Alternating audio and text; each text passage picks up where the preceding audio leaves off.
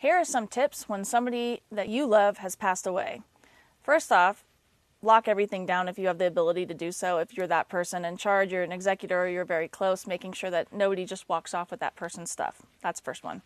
Two, hopefully they've done you the favor and have that estate plan in place so you don't have to really deal with much right away. They've done that for you. If they haven't, and they haven't pre-purchased their stuff, when you go to the mortuary to handle this, if you will, it's going to feel really awful.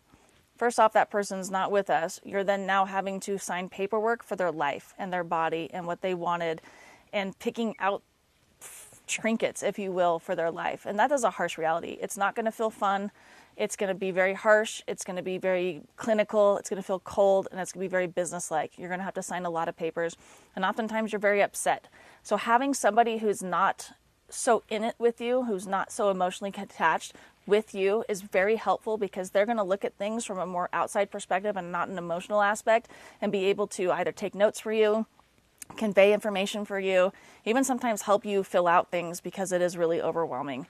Also, take time. You don't have to make decisions right away. You can come back. You can take things and go home and mull them over. You can take a minute to sleep on it, if you will.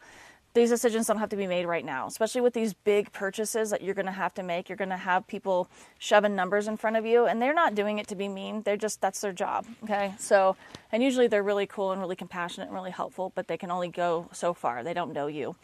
And so just take your time with that. Nothing is rushed on that. Always think too that if that person's going to be buried or cremated and you're not going to have access to them technically anymore, to get things that you want, maybe locks of hair, fingerprints, anything like that, that you can make into a memento for you that you might not think about now, but you might think of down the road.